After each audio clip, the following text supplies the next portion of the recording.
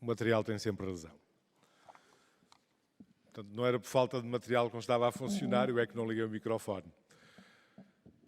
Nós estamos a viver o primeiro sábado deste mês de janeiro, portanto, o primeiro sábado deste novo ano.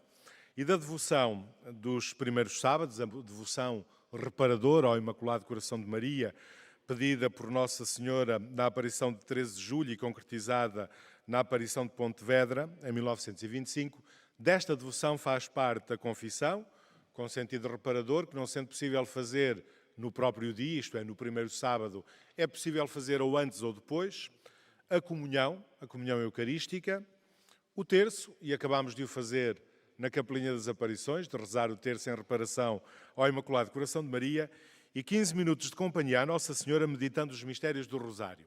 Aqui no Santuário de Fátima, juntamos este último elemento com este momento em que refletimos sobre a mensagem de Fátima, num primeiro momento, e depois fazemos efetivamente companhia a Nossa Senhora e adoramos Jesus, meditando um dos mistérios do Rosário. E a pergunta que faço é, pergunta sacramental, quem é que está aqui pela primeira vez? Levante o braço. Muito obrigado. Portanto, temos algumas pessoas que estão aqui nesta dinâmica da vivência dos primeiros sábados pela primeira vez, a quem damos as boas-vindas. Agora sim, vou convidar-vos a pôr-vos de pé para iniciarmos este nosso momento de reflexão cantando.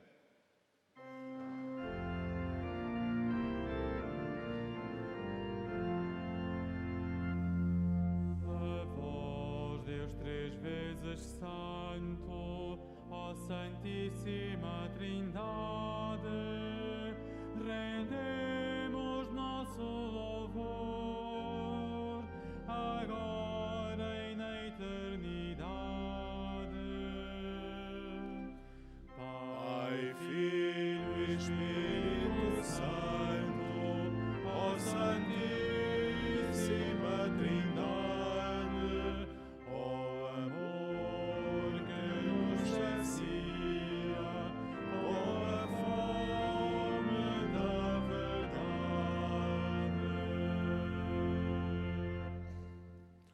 Podem sentar-se. Já vamos perceber porque é que hoje começamos com um cântico trinitário, Pai, Filho, Espírito Santo, ó Santíssima Trindade.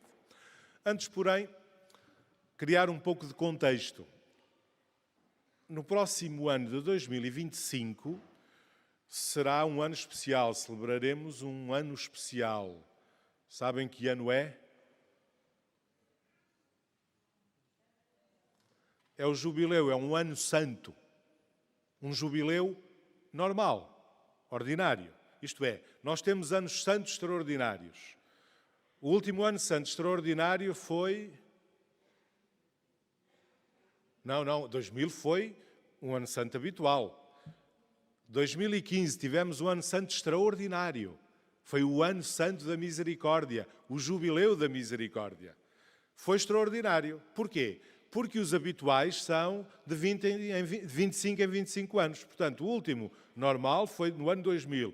É claro que, sendo o ano 2000, foi uma grande festa, mas foi no ritmo habitual. Portanto, depois do ano 2000, o seguinte é 2025. Portanto, vamos no próximo ano, 2025, ter um ano santo, um ano de vivência jubilar. E o Papa Francisco propôs-nos que, como preparação para esse ano santo, que nós este ano dedicássemos especial atenção a um tema. Sabem qual é o tema? Não me chegou cá nada, ouvi algumas coisas, mas não consegui perceber.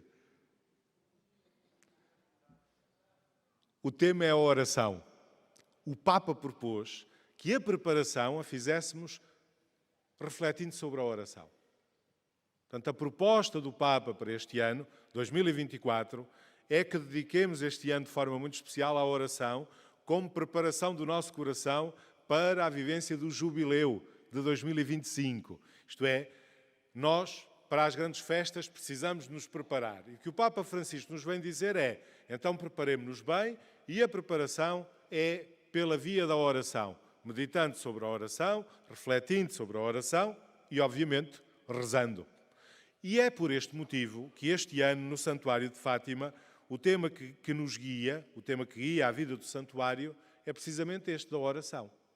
Por este motivo, porque é o tema que o Papa propõe para nos prepararmos para o grande jubileu que se aproxima do próximo ano, que terá depois como tema Peregrino de Esperança. Bom, portanto, este ano o tema que guia a vida do santuário é a oração. E por isso, ao longo deste ano também, nos primeiros sábados, nós vamos meditar sobre a mensagem de Fátima a partir da oração. Sobre este prisma da oração.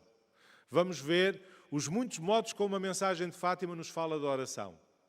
Os muitos modos como a mensagem de Fátima nos introduz na experiência de oração, na experiência da comunhão com Deus.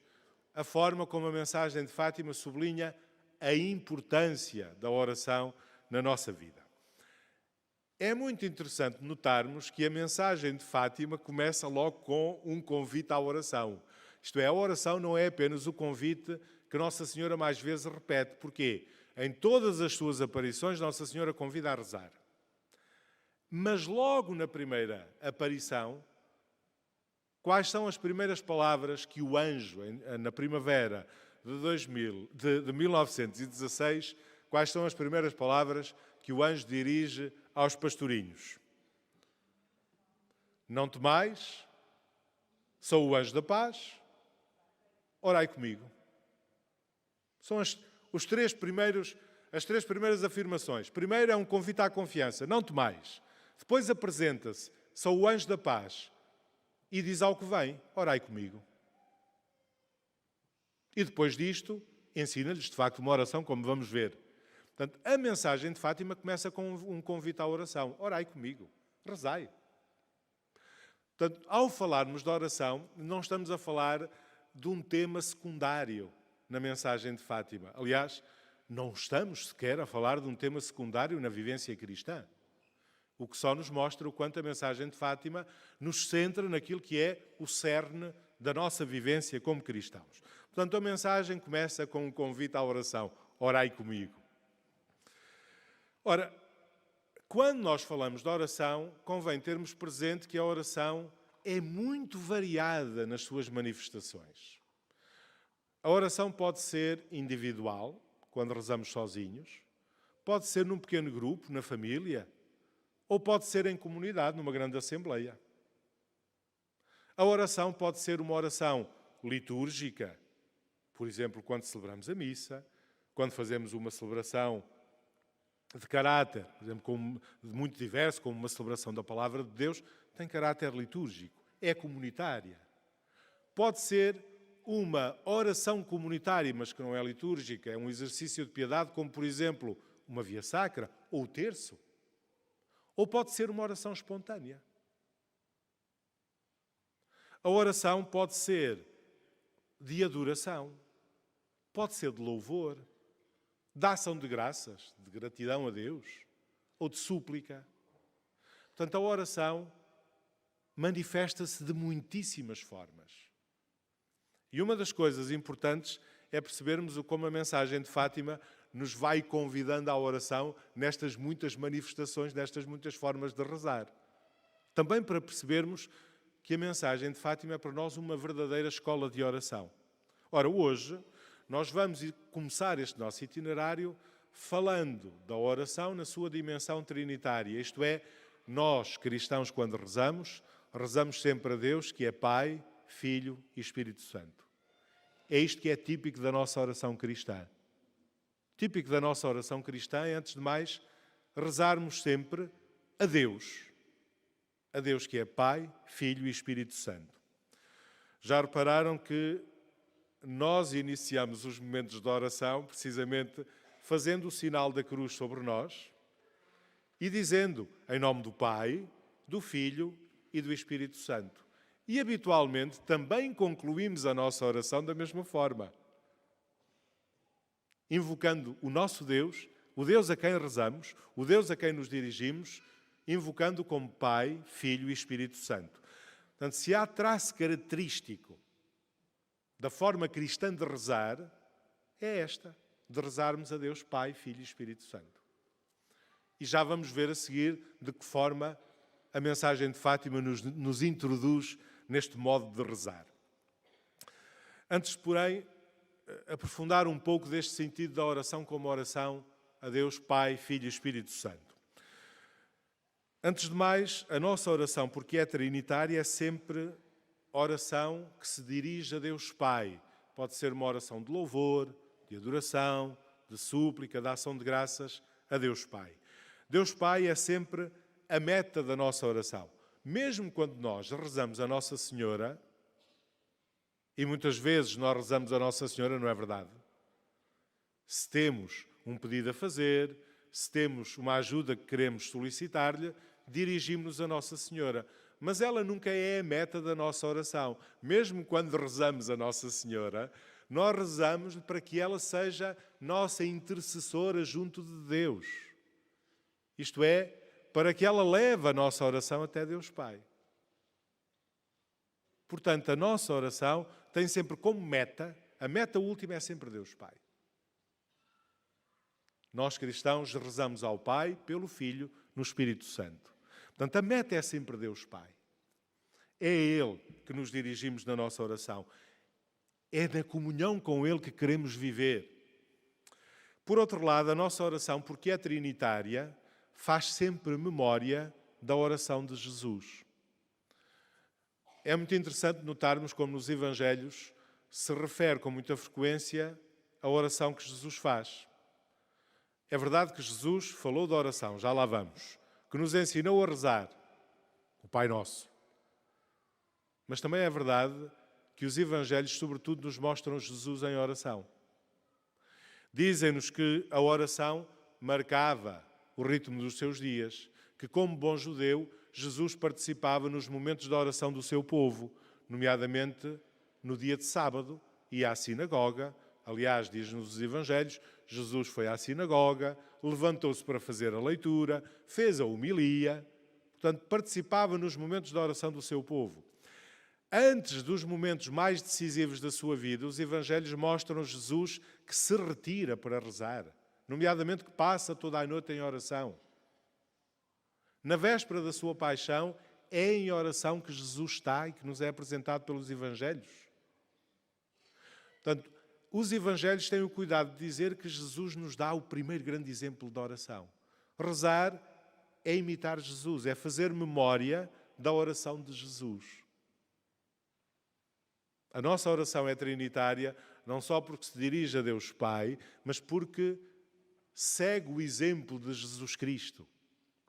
E reparem, Jesus não apenas nos dá um excelente exemplo de oração, também nos ensina como devemos rezar.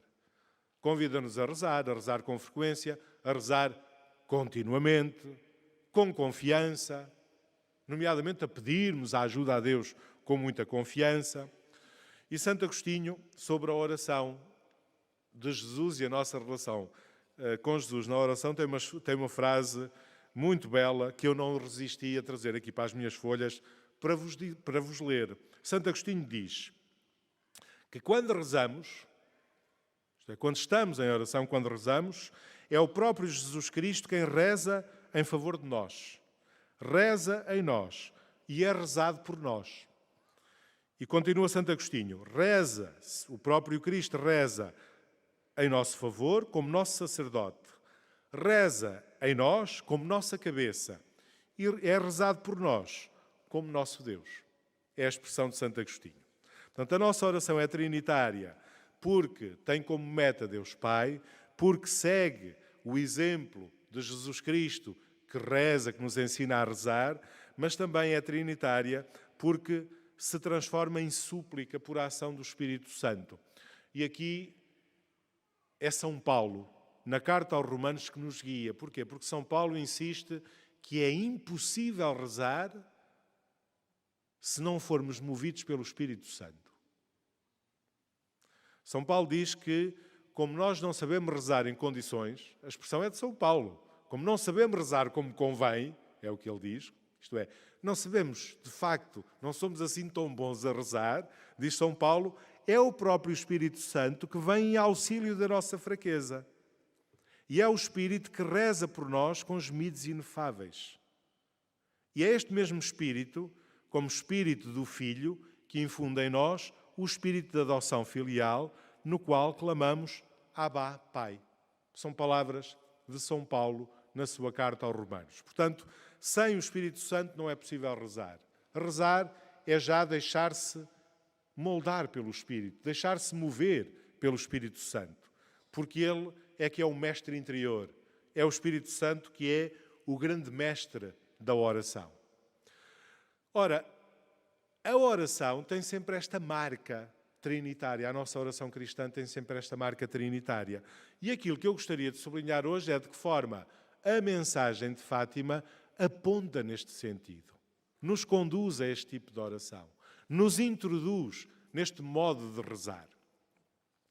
Vamos por isso por partes. Antes de mais, nós temos sempre um certo preconceito que diz que as aparições de Fátima são aparições. Houve um anjo inicialmente, mas são aparições de Nossa Senhora e, portanto, falam de Nossa Senhora. Também falam de Nossa Senhora. Mas a verdade é que o que está no centro da mensagem de Fátima é Nosso Senhor, é Deus. Isto é, toda a mensagem de Fátima nos conduz para Deus e para a comunhão com Ele. Sabem qual foi o último escrito publicado da Irmã Lúcia, o último livro que a Irmã Lúcia escreveu? Como é que se chamava?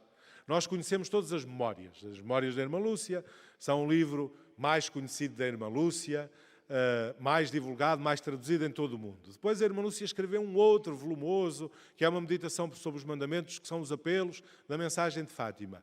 E no final da vida tem um pequeno livro, um pequeno folheto, que tem como título Como eu vejo a mensagem.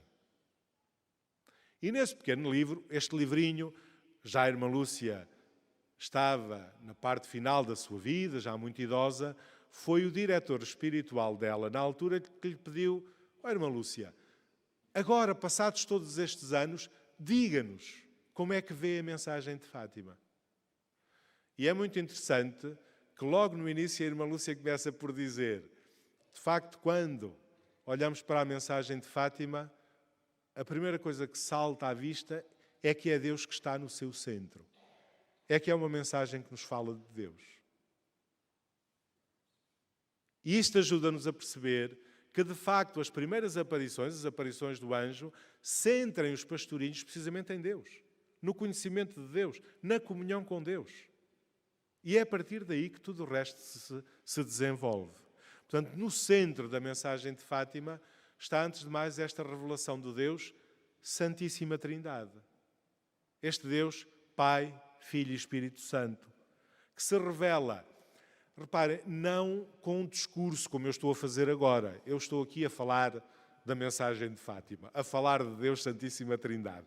Na mensagem de Fátima, na experiência que os pastorinhos fazem, não é um discurso que alguém lhe faz, é uma experiência. É algo que eles vivem, experimentam.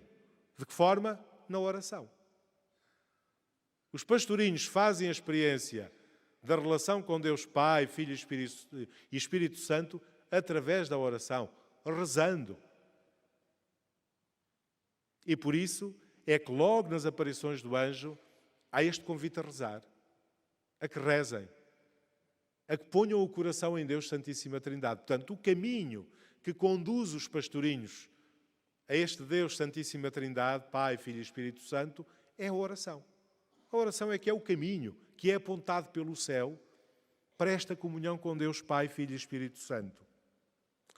Por outro lado, é muito significativo que, no tempo das aparições, foi precisamente no tempo em que floresceram as primeiras grandes ideologias que procuravam lutar contra Deus e afastar definitivamente Deus do horizonte da humanidade. E faziam-no explicitamente. Essas ideologias foram caindo. Mas a verdade é que hoje nós vivemos um outro tempo, um tempo em que já se não luta dessa forma explícita contra Deus, mas em que se vai procurando esquecer Deus, apagá-lo do horizonte do nosso dia-a-dia. Isto é, no fundo, vai-se promovendo uma vida como se Deus não existisse, como se Ele não contasse. E a mensagem de Fátima surge-nos hoje, como há mais de 100 anos atrás, como essa chamada de atenção da oração como caminho para fazermos a experiência da presença de Deus na nossa vida, tal como fizeram os santos pastorinhos. Ora, e de que forma é que eles fazem esta experiência? Vamos por partes. Na primeira aparição do anjo, que, como eu disse, ocorreu na primavera de 1916, na primeira aparição do anjo, o anjo convida os pastorinhos a rezar, portanto, são logo das primeiras palavras, convida-os a rezar e dá-lhes o exemplo. Leio das memórias. Ajoelhando em terra, curvou a fronte até ao chão e, levados por um movimento sobrenatural, conta a Lúcia, imitámo-lo. E repetimos as palavras que ele pronunciou. Meu Deus, eu creio, adoro, espero e amo-vos. Peço-vos perdão para os que não creem, não adoram, não esperam e não vos amam. Portanto, embora sem explicitar, esta oração, meu Deus, dirige-se precisamente à Santíssima Trindade, invocando, como tantas vezes nós invocamos, a Santíssima Trindade desta forma mais genérica. Meu Deus. Deus, Pai, Filho e Espírito Santo. E a oração é uma oração muito simples, que depois intercala a adoração entre as virtudes teologais. Creio, adoro, espero e amo-vos. Depois a irmã Lúcia conta que esta experiência de Deus Santíssima Trindade que fazem, através da oração, os marcou profundamente. Foi uma experiência fortíssima.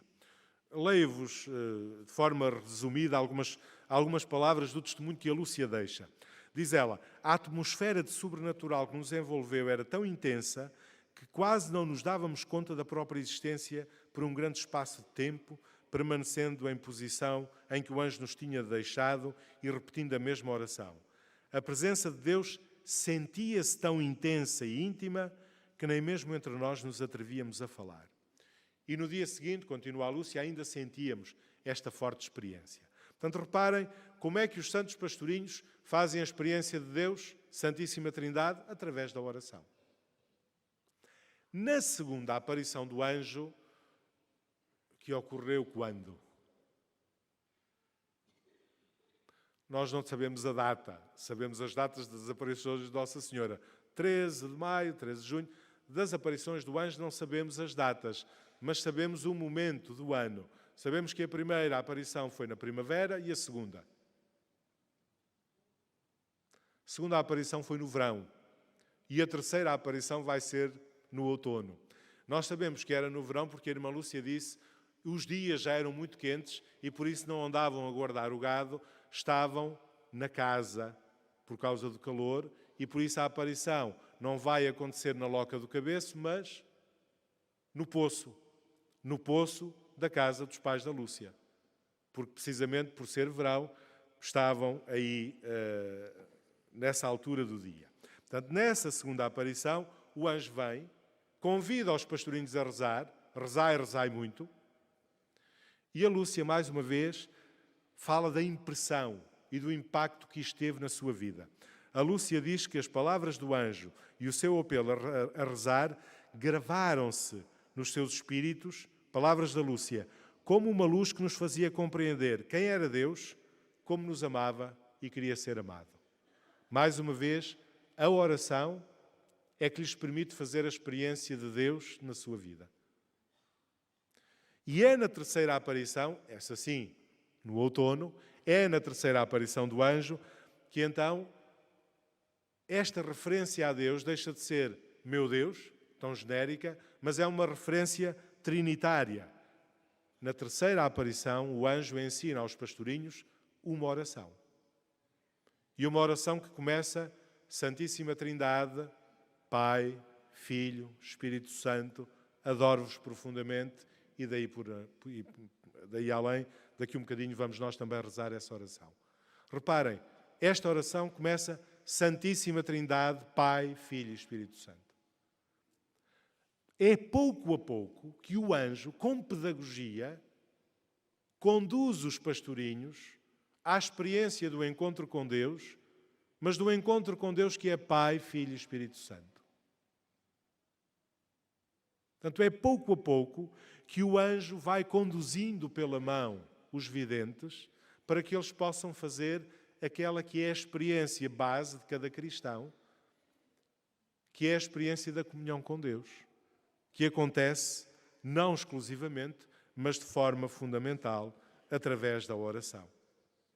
Portanto, toda a mensagem de Fátima a partir daqui vai conduzindo sempre a esta forte experiência de Deus através da oração, mas de um Deus que é explicitamente Pai, Filho e Espírito Santo. E nós somos tentados a dizer, bom, mas isso foi, claro, nas primeiras 3 aparições do anjo, depois acabaram-se as referências à Santíssima Trindade. Não. Olhemos brevemente para um aspecto das aparições de Nossa Senhora. 13 de maio de 1917, na primeira aparição aqui na Cova da Iria.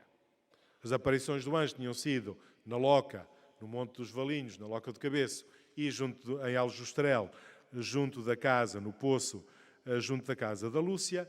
A primeira aparição de Nossa Senhora é aqui na Cova da Iria, em maio. E nessa aparição, a Lúcia conta que o fundamental, para além do diálogo com Nossa Senhora e do pedido que Nossa Senhora faz que regressassem aqui no dia 13 de cada mês, Nossa Senhora convida-os a rezar. Mas há um momento em que a Lúcia conta o seguinte. A Lúcia diz que estavam tão perto de Nossa Senhora vinha revestida de luz, uma senhora mais brilhante que o sol. E a Lúcia diz, estávamos tão perto dela que ficávamos dentro daquela luz que Nossa Senhora irradiava. Ficavam a coberto da luz que Nossa Senhora irradiava. Mas não só. A Lúcia continua dizendo que essa luz, que era a luz de Deus que Nossa Senhora transmitia, Nossa Senhora depois dá-lhe a conhecer de outra forma. Porque diz que depois de dizer a graça de Deus será o vosso conforto, Nossa Senhora abriu, estou a citar as memórias, abriu pela primeira vez as mãos, comunicando-nos uma luz tão intensa, como que reflexo que delas expedia, que penetrando-nos no peito e no mais íntimo da alma, fazendo-nos ver a nós mesmos em Deus, que era essa luz mais claramente do que nos vemos no melhor dos espelhos. E qual é a reação dos pastorinhos? A Lúcia continua. Então, portanto, estão, por intermédio de Nossa Senhora, a fazer uma forte experiência de Deus e de comunhão com Ele. E então, conta a Lúcia, por um impulso íntimo, caímos de joelhos e repetimos intimamente: ó Santíssima Trindade, eu vos adoro. Meu Deus, eu vos amo no Santíssimo Sacramento. Reparem, depois daquela pedagogia do anjo, que foi inserindo os pastorinhos na experiência da comunhão com Deus, Santíssima Trindade, naquele momento forte de experiência com Deus, qual é a expressão que diz a Lúcia? Surge por um ímpeto íntimo que lhes vem de dentro. Qual é a expressão? Ó Santíssima Trindade, eu vos adoro.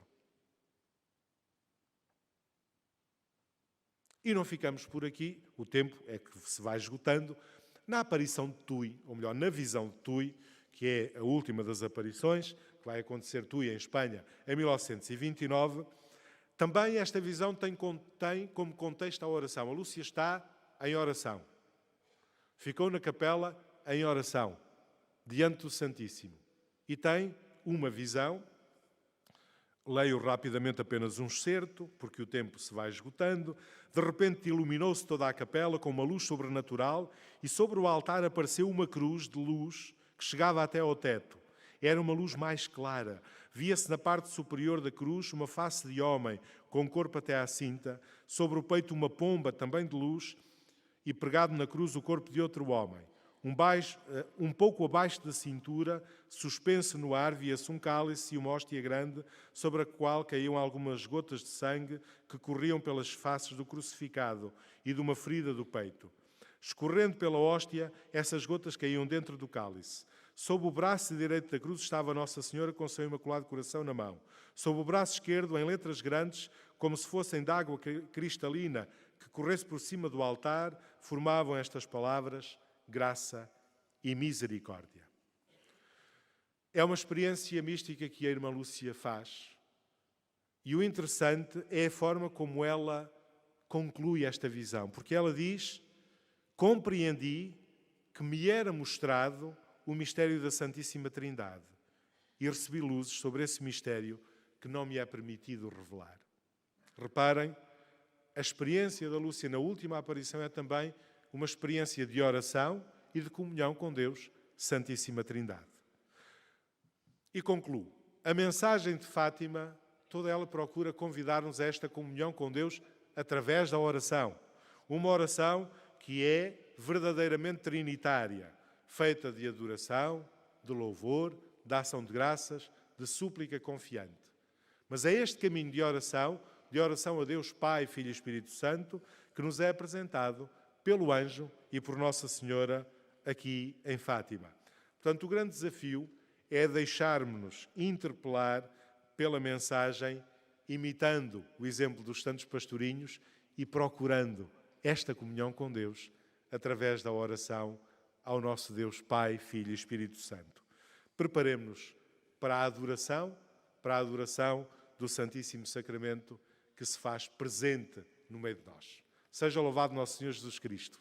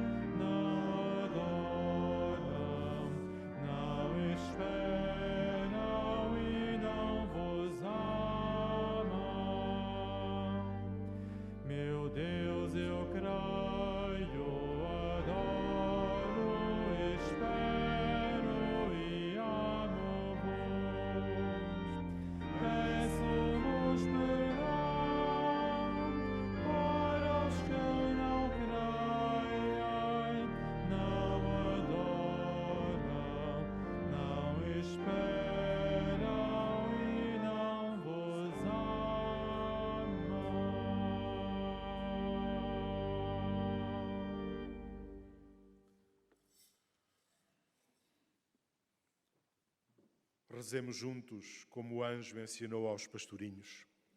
Santíssima Trindade, Pai, Filho e Espírito Santo, adoro-vos profundamente e ofereço-vos o preciosíssimo corpo, sangue, alma e divindade de Jesus Cristo, presente em todos os sacrários da terra, em reparação dos ultrajes, sacrilégios e indiferenças com que Ele mesmo é ofendido, e pelos méritos infinitos do seu Santíssimo Coração e do Coração Imaculado de Maria, peço-vos a conversão dos pobres pecadores. Em silêncio, adoremos o Senhor por alguns momentos.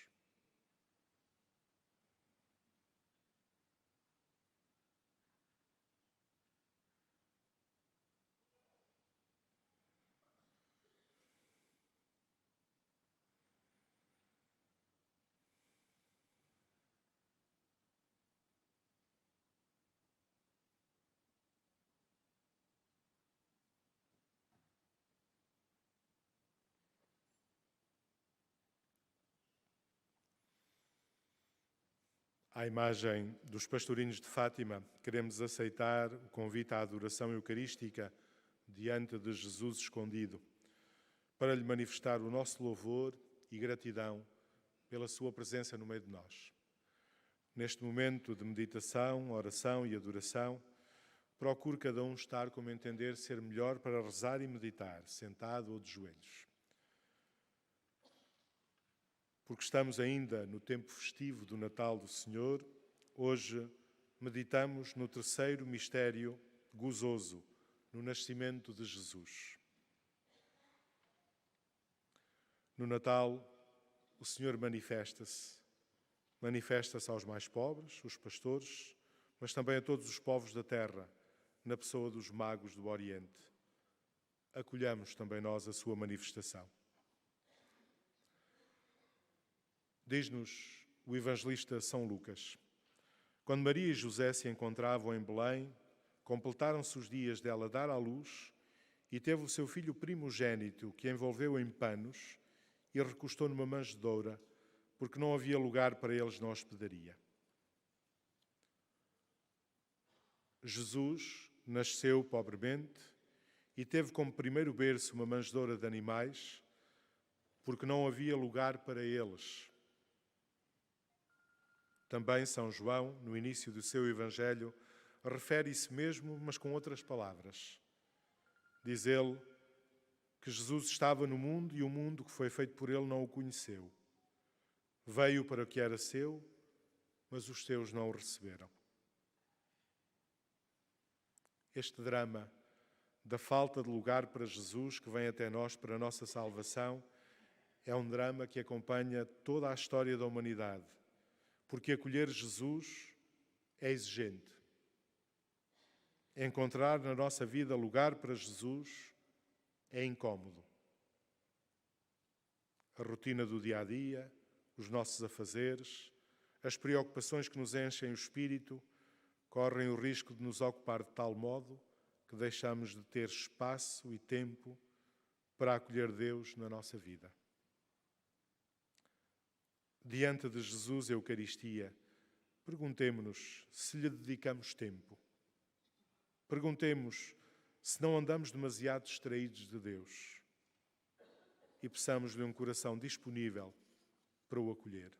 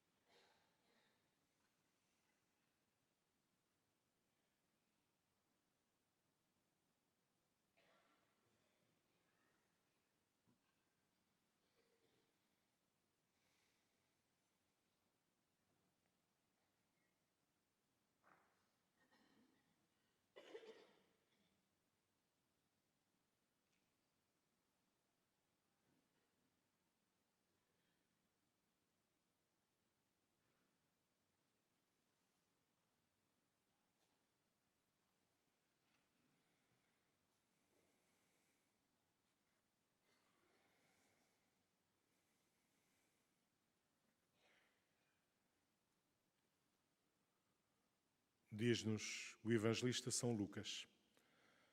Havia naquela região uns pastores que viviam nos campos e guardavam de noite os rebanhos. O anjo do Senhor aproximou-se deles e a glória do Senhor cercou-os de luz, e eles tiveram grande medo. Disse-lhes o anjo: Não temais, porque vos anuncio uma grande alegria para todo o povo. Nasceu-vos hoje na cidade de David um Salvador, que é Cristo Senhor. Os pastores começaram a dizer uns aos outros: Vamos a Belém para vermos o que aconteceu e que o Senhor nos deu a conhecer. O evangelista sublinha que são os mais pobres e frágeis, os que são desprezados pela sociedade, que reconhecem a presença de Jesus, o Salvador, e que o adoram. Foram os pastores naquela noite do nascimento que o acolheram, porque os outros não tinham lugar para Cristo. No nascimento de Jesus, Deus manifesta-se de forma surpreendente, como um Deus próximo, que nos ama e se ocupa de nós. Um Deus que se manifesta na fragilidade mais do que na força. E por isso, só pode acolher o nascimento de Jesus quem se reconhece frágil e débil, quem se sabe necessitado de Deus e do seu amor, e quem sente o desejo da comunhão com Deus. Na Eucaristia, Jesus manifesta-se também frágil e despojado na simplicidade do pão consagrado, seu corpo entregue por nós. Por outro lado, a Eucaristia é o alimento dos frágeis, o sacramento dos pecadores que procuram graça e salvação. Neste momento, confiemos a Jesus a Eucaristia às nossas fragilidades e peçamos que seja Ele, o Deus conosco, a nossa força e o nosso refúgio.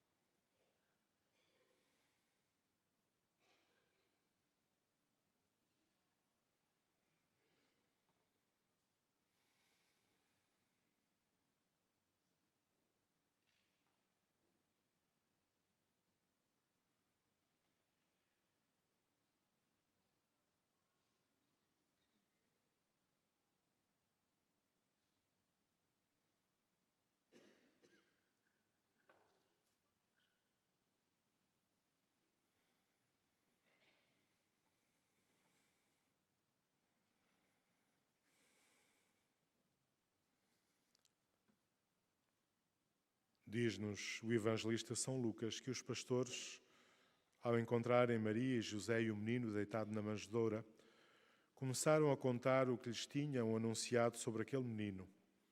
E todos os que os ouviam admiravam-se do que os pastores diziam. Maria guardava todos estes acontecimentos, meditando-os em seu coração. O evangelista só refere explicitamente o coração de Maria neste momento do nascimento de Jesus em Belém e no momento do encontro de Jesus no Templo de Jerusalém, no lugar do nascimento, Belém, e no lugar da morte, Jerusalém. Com isto, o evangelista pretende sublinhar que a presença deste coração materno acompanhou toda a vida do seu filho Jesus, do nascimento até à morte. Foi assim com Jesus e é assim conosco. Ela continua a acompanhar com o seu cuidado materno a nossa vida, do nascimento à morte. E era neste seu coração que Maria guardava os acontecimentos e palavras, meditava-os, refletia-os à luz de Deus, rezava-os. Diante de Jesus escondido, agradeçamos o dom da sua mãe. Peçamos-lhe ajuda para imitar Maria na disponibilidade para acolher no coração a palavra de Deus e para ler os acontecimentos da nossa vida à luz de Deus.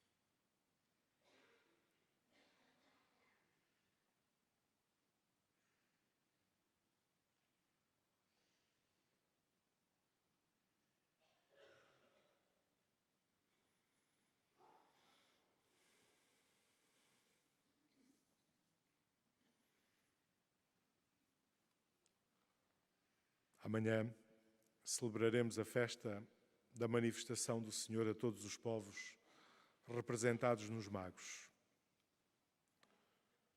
É ainda o presépio que está no centro das nossas atenções.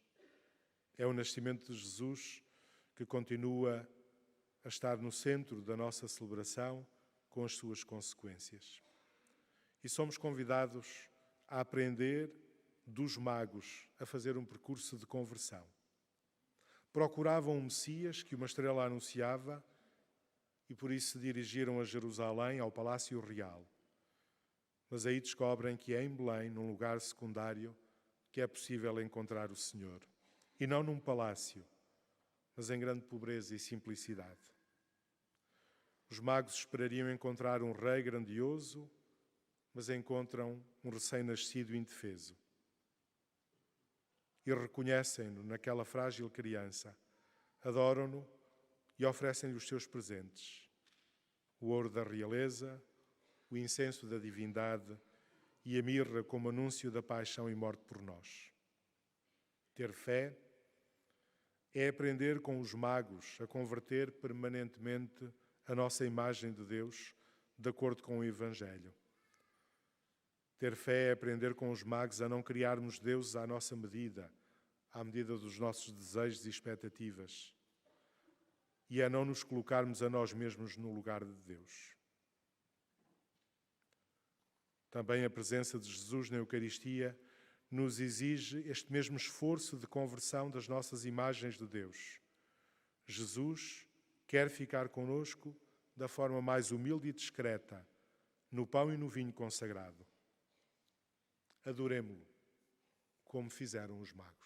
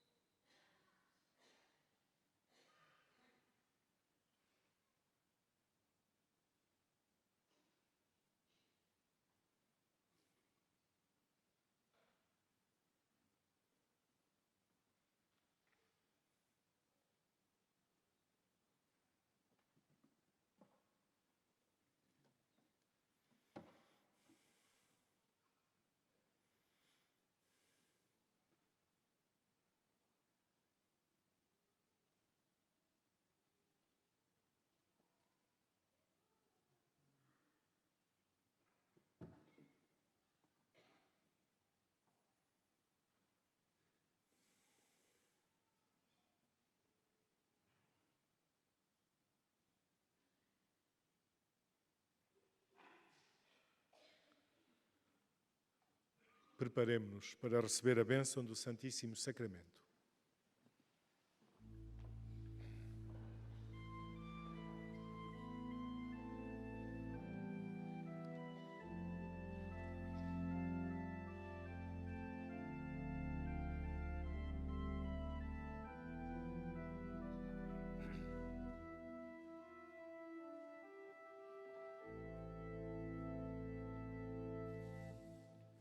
Tantum ergo sacramentum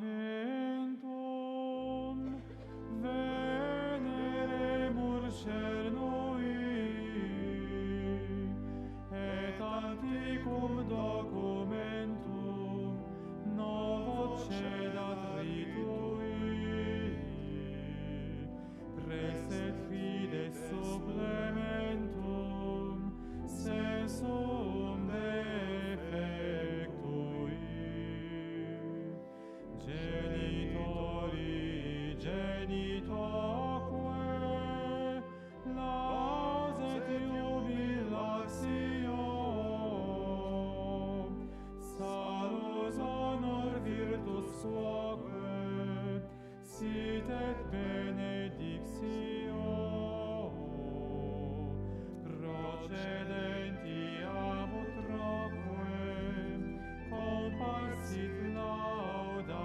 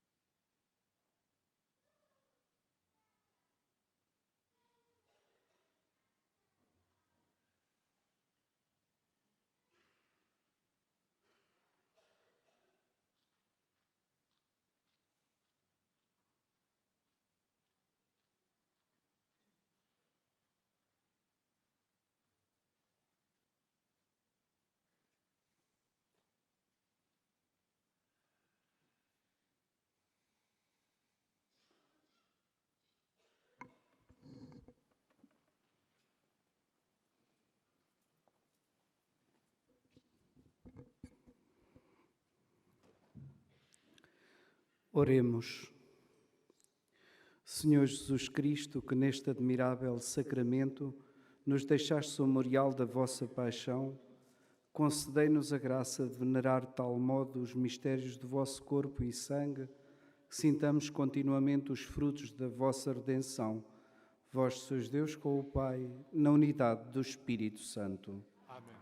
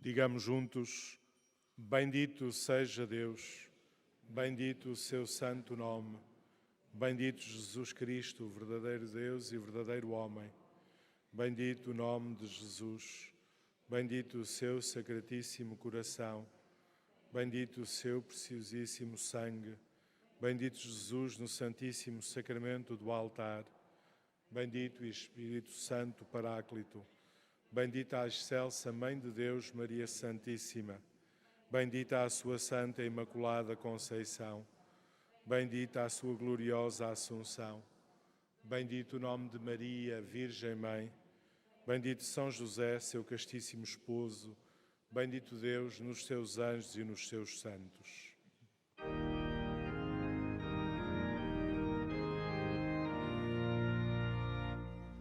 Povos da terra, louvai o Senhor.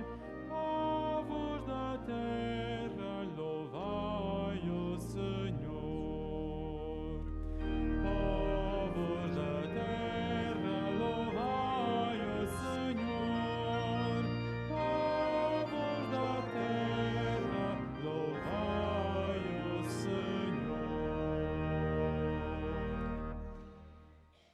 No próximo dia 3 de fevereiro teremos o próximo primeiro sábado. Desejo-vos a todos a continuação de um ótimo dia, um bom regresso a vossas casas, um abençoado ano de 2024. Ide em paz e o Senhor vos acompanhe.